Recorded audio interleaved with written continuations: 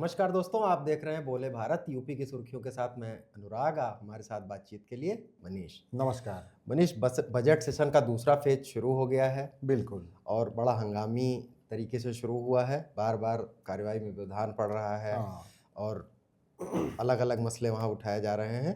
लोकसभा में ईरान पर जो जंग को लेकर विपक्ष ने शुरू से ही हंगामा किया और यूपी में जो अपने समाजवादी पार्टी के अखिलेश यादव जो सपा प्रमुख हैं, उन्होंने कहा कि सरकार ने विदेश नीति को गिरवी रख दिया है। उन्होंने तमाम सारे मसलों का जिक्र किया कि ऐसा ऐसा है। उससे सदन से बाहर भी वो ऐसी बातें बोल चुके हैं, लेकिन चूंकि आज सदन में बोले इसलिए इम्पोर्टेंट है। एक जो उनका मूव रहा, उन्होंने बाद में उनसे बाहर पूछा गया क्योंकि इस सेशन में लोकसभा स्पीकर के खिलाफ नो कॉन्फिडेंस का जो प्रस्ताव दिया गया था, वो प्रस्ताव आएगा। उसको लेकर उनके रुख को सवाल किया गया कि सपा का क्या रुख रहेगा, तो उन्होंने कोई स्पष्ट जवाब नहीं दिया। उन्होंने कहा कि अभी फ्लोर लीडर्स मिलेंगे, उसके बाद जो है हम कह पाएंगे कि इस पर क्या होगा। और रामगोपाल यादव जो कि राज्यसभा के मेंबर हैं, उन्होंने भी इसी तरह की बात कही। उन्होंने कहा पहले प्रस्ताव आने दीजिए, फिर हम देखेंगे।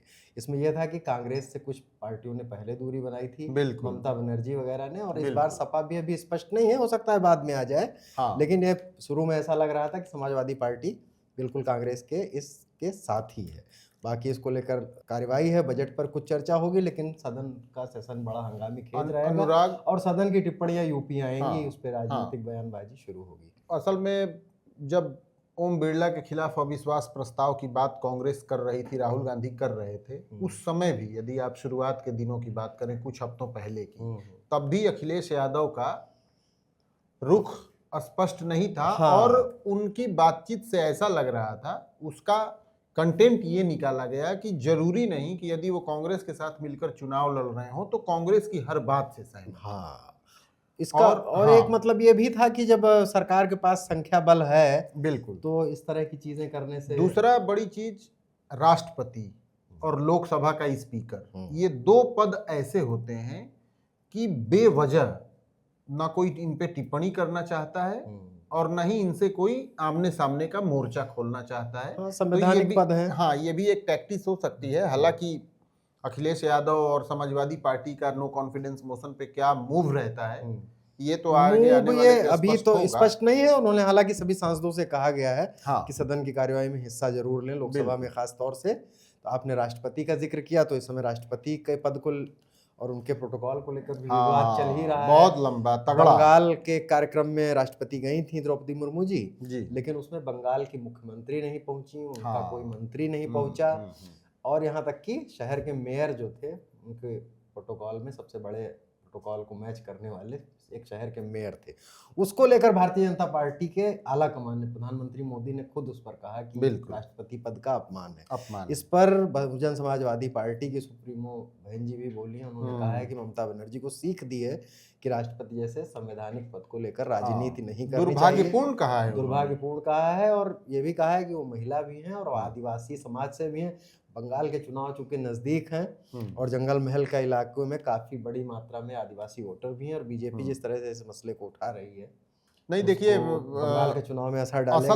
असल में ममता बनर्जी ने राष्ट्रपति के मुद्दे पर बैकफुट पे आने के बजाय फ्रंट फुट पे तृणमूल कांग्रेस ने बैटिंग शुरू कर दी है। ममता बनर्जी की तरफ से और तृणमूल कांग्रेस की तरफ से कहा गया है कि राष्ट्रपति यदि साल भर में 50 बार आएंगी तो हर कार्यक्रम में उनका मौजूद रहना संभव नहीं हो पाएगा। मुख्यमंत्री नहीं कहा है, ममता बनर्जी नहीं कहा है कि अगर वो 50 बार आएंगी तो मैं कैसे हर बार। दूसरी बड़ी बात उन्होंने ये भी कही है कि अब जबकि चुनाव के मुहाने पर बंगाल खड़ा है, ऐसे समय में राष्ट्रपति का आगमन, उसको उन्होंने चुनाव से जोड़ते हुए भारतीय जनता पार्टी पे पलटवार किया है अनुराग, कि राष्ट्रपति का राजनीतिकरण तो भाजपा कर रही है और राष्ट्रपति पे भी हमलावर हुई है ममता बनर्जी। उन्होंने कहा है कि जब मणिपुर में आदिवासियों के साथ अन्याय हो रहा था और हिंसा हो रही थी, राजस्थान और दूसरे राज्यों में आदिवासियों के साथ जो अन्यायपूर्ण कार्रवाइयां हुई हैं, उस पर राष्ट्रपति ने क्यों कुछ नहीं बोला। और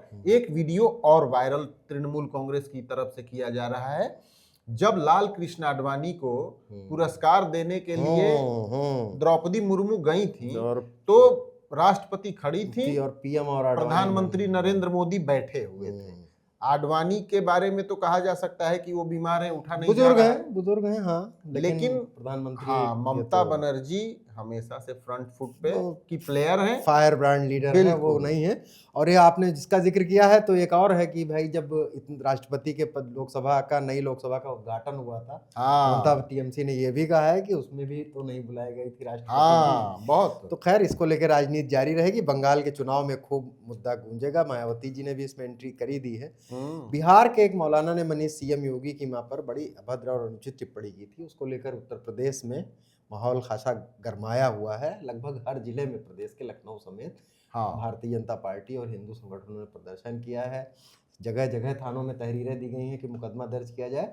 वाराणसी बलरामपुर में शायद भारतीय जनता पार्टी के जिलाध्यक्ष ने तहरीर दी है और उनके खिलाफ मुकदमा भी दर्ज कर लिया गया है।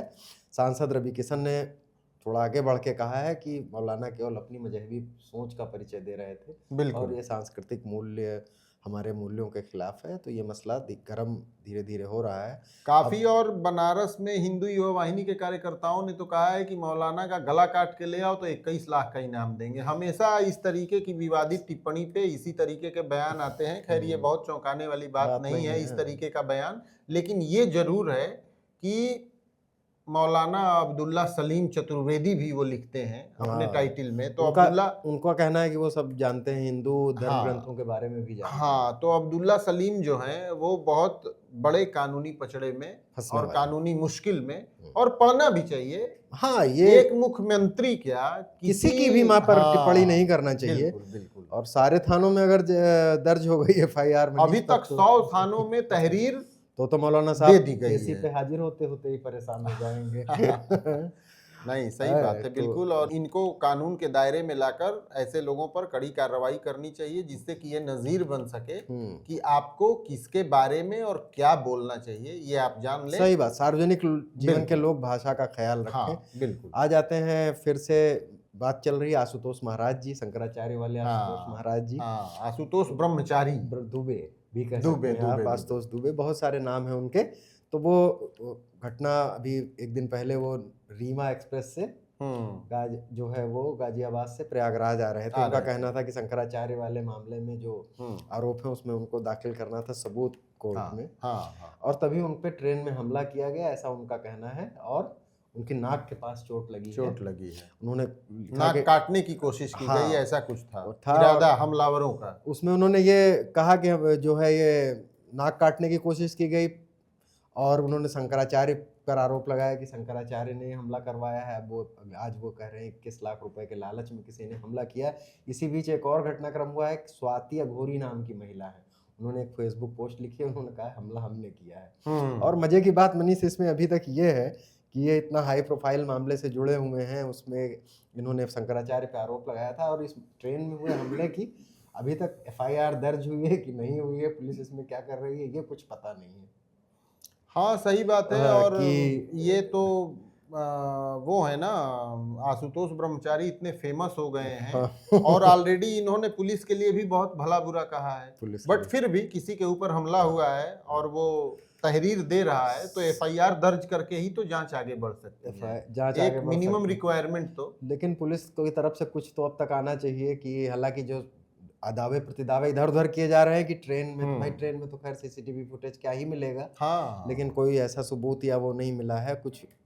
असल में जब आपका पूरा व्यक्तित्व विवादित रहता है और संदिग्ध रहता है तो आपको हर जगह परेशानी होती है। क्या ही कहा जाए। शंकराचार्य जी इस समय गृह प्रतिष्ठा धर्म यात्रा पे निकले हुए हैं, उन्होंने भी इस मसले पे टिप्पणी कर दी। आशुतोष ब्रह्मचारी के पास बहुत आसान रास्ता है, पुलिस नहीं दर्ज करी तो कोर्ट चले जाएं, जैसे कि मुक्तेश्वरानंद पे उन्होंने मुकदमा दर्ज कराया 156(3) में। तो नैमिष में आज उनकी शंकराचार्य जी की धर्म को प्रतिष्ठा यात्रा आज पहुंचेगी, वहां वो रात्रि विश्राम करेंगे। आशुतोष महाराज प्रकरण पर उन्होंने बोल दिया है, उन्होंने कहा है कि उनको भाई भारी सुरक्षा दी जाए, भारी सुरक्षा। और जो है वो ऐसे हैं। और उन्होंने व्यंग करते हुए ये भी कहा है कि जब टॉयलेट गए थे तब तो ठीक थे, टॉयलेट से निकले तो नाक कटी हुई थी जो है। तो इस तरह से ये मतलब ऐसे ये अपराध के मामले हैं। लेकिन ये सबसे देखिए, मुझे बहुत इस बात पे कष्ट होता है अनुराग कि इतने बड़े बड़े नाम शामिल हैं इन सब मामलों में, लेकिन हरकतें बड़ी नहीं है, हरकतें ओछी हो रही हैं, बहुत छोटी। हाँ ये बहुत है। और अभी मुक्तेश्वरानंद सरस्वती नैमिषारण्य में रात्रि विश्राम करेंगे। 11 तारीख को लखनऊ में वो एक बड़ी सभा करेंगे। जगह भी बड़ी चुनी है उन्होंने सभा जगह के उन्होंने लिए। भले बड़ी की चुनी हो, लेकिन उन्होंने कहा था 5 लोग भी आए तो मैं समझूंगा मेरे साथ 5 ही नहीं लोग वो हैं धर्म के नाम हाँ पे। वो बात तो सही है, लेकिन असली बात यही है कि जिस दिन वो जनसभा को संबोधित करेंगे, अभी तो वो जितना बोलना है सरकार के खिलाफ, मुख्यमंत्री योगी आदित्यनाथ के खिलाफ वो बोल ही रहे हैं, बट उस दिन और पिक्चर क्लियर होगी कि क्या वो संबोधित कर रहे हैं 11 तारीख को। ये बड़ा जरूरी है। बिल्कुल, अभी तो वो अपने शिष्यों के यहाँ कहीं ठहर रहे हैं, कहीं विश्राम कर रहे हैं। तो आपने जो इसके जो राजनीतिक पहलू हैं, आशुतोष महाराज ने ये भी कहा है कि अभी मुक्तेश्वरानंद जो शंकराचार्य हैं वो तो अखिलेश यादव के गुरु हैं। और अखिलेश यादव ने एक बात ये कही है कि केशव मौर्य जो डिप्टी सीएम है, उनके हेलीकॉप्टर में भी कुछ दिन इमरजेंसी लैंडिंग करानी पड़ी थी 2 दिन पहले, और उसमें धुआं आ गया था। तो उन्होंने कहा कि उनको घिसा पीटा पुराना हेलीकॉप्टर दिया गया था क्योंकि वो पीडीए है और स्टूल वाला डिप्टी सीएम। कोई मौका अखिलेश यादव केशव प्रसाद मौर्य के लिए छोड़ना नहीं चाहते हैं। वो हर मौके को जो है उन पर हमला करने और ये बताने की कोशिश हमेशा से अखिलेश यादव करते रहते हैं कि भारतीय जनता पार्टी में केशव प्रसाद मौर्य कितनी अपमानजनक स्थिति में है। हमेशा बोलते हैं स्टूल वाले नेता। बिल्कुल, तो ये उनकी टैक्टिस रहती है। केशव प्रसाद मौर्य को उकसाने वाली बातें भी इसको उस तरह से देखा जा सकता है। बस एक ही मामले में मनीष हमें सहमत नजर आते हैं। शंकराचार्य को ये भी पूजनीय भगवान कहते हैं और अखिलेश यादव जी भी यहाँ मन मिलता है। हाँ, यहाँ उन्होंने भी ट्वीट किया है कि सनातन का समर्थन करने वालों को हर सबको शंकराचार्य का समर्थन करना चाहिए। तो अभी जब 11 को ये शंकराचार्य वाली जो आप कह रहे थे संबोधन होगा, उसके बाद इस पर राजनीति लाइन क्या होगी लोगों की, ये भी और क्लियर होगा। बिल्कुल, एक खबर है कि पूरी देश के बिजली कर्मी प्रदेश यूपी के भी जाएंगे, हड़ताल पर जाने वाले हैं। बिल्कुल, कुछ डिस्ट्रीब्यूशन और जो ढांचागत पावर कारपोरेशन के 10 मार्च को सभी लोगों को ये चाहिए कि मोटर चला के टंकी में पानी भर लें, इन्वर्टर अच्छे से चार्ज कर लें, मतलब बिजली भी जा सकती है। हाँ, फ्रिज में भी टेम्परेचर जो है वो बढ़ा के कर लें, जिससे कि बिजली जाए तो ज्यादा देर तक वो ठंडा रख सके। हालांकि ऐसी स्थिति शायद ना आए कि बिजली चली जाए और या बिजली काट दी जाए, लेकिन 10 मार्च को देशव्यापी हड़ताल है बिजली कर्मियों की, जिसमें इंजीनियर्स और सारे कर्मचारी शामिल हैं। डिस्ट्रीब्यूशन को लेकर एक नया संशोधन बिल केंद्र सरकार संसद में पेश करने वाली है। उसकी मुखालफत में बिजली कर्मियों ने ये आंदोलन का ऐलान किया है। ये जरूर है कि यदि बिजली चली जाएगी अनुराग, तो बनाने वाले जो लाइनमैन हैं वो शायद न पहुंच पाए, तब स्थिति गंभीर हो जाएगी। उनको निर्देशन करने वाला तंत्र अगर ढीला रहेगा तो फिर जाहिर है कुछ वो स्ट्राइक ही है और पूरे देश भर में ये स्ट्राइक है। तो अब देखते हैं कि हालात कैसे संभाले जाते हैं। अच्छी बड़ी मतलब ये बात है, बिजली ना जाए तो अच्छा ही है। हालांकि अभी मैं एक ये भी ऐड कर देता हूँ कि अभी कुछ ये भी खबरें चल रही हैं, चर्चा है कि जो बिजली की मांग और उत्तर प्रदेश में पड़ रही गर्मी को लेकर बिजली का संकट उत्तर प्रदेश में हो सकता है, आने वाले दिनों में हो। लेकिन खैर ये तो अभी एक दिन की हड़ताल की बात है। तो बिजली सुधार के कार्यक्रम है, देखिए कुछ बात बनेगी सरकार और कर्मचारियों के बीच में। और यूपी की सुर्खियों में आज यहीं तक, कल फिर नई सुर्खियों के साथ हाजिर होंगे। नमस्कार, धन्यवाद। नमस्कार।